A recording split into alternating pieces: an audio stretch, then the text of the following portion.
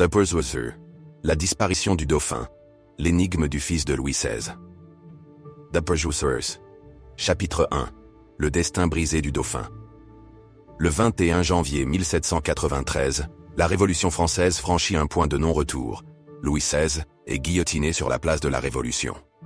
Mais tandis que le roi disparaît sous la lame, un autre drame se joue dans l'ombre.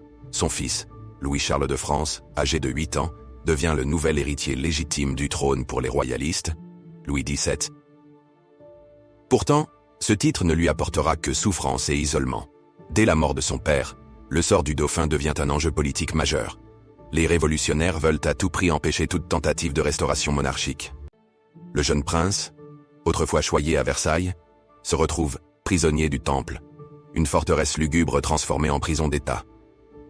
Dauphafeu, d'Arepuis-Haucor. Chapitre 2. L'enfermement au Temple. Au départ, Louis-Charles reste auprès de sa mère, Marie-Antoinette, et de sa sœur, Madame Royale.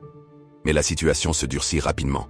Le 3 juillet 1793, il est arraché à sa mère, par les révolutionnaires, et confié à un ancien cordonnier, Antoine Simon, chargé de le rééduquer pour en faire un citoyen ordinaire.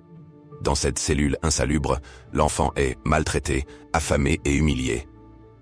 On tente de lui faire renier son passé royal, on l'oblige à chanter des hymnes révolutionnaires et à dénoncer sa propre mère. Après l'exécution de Marie-Antoinette en octobre 1793, il est complètement isolé. Pendant 6 mois, personne ne lui adresse la parole. Enfermé dans l'obscurité, couvert de vermine, il dépérit lentement. Dauphati. Chapitre 3. Mort ou disparition. Le 8 juin 1795, après 2 ans de captivité, Louis XVII meurt officiellement. À l'âge de 10 ans, le rapport médical évoque une tuberculose aggravée par les conditions de détention. Son corps est inhumé anonymement dans le cimetière Sainte-Marguerite à Paris. Mais très vite, des doutes émergent. Son cadavre a été rapidement enterré sans véritable identification. Certains affirment que le garçon mort au Temple n'était pas le vrai dauphin, mais un enfant substitué.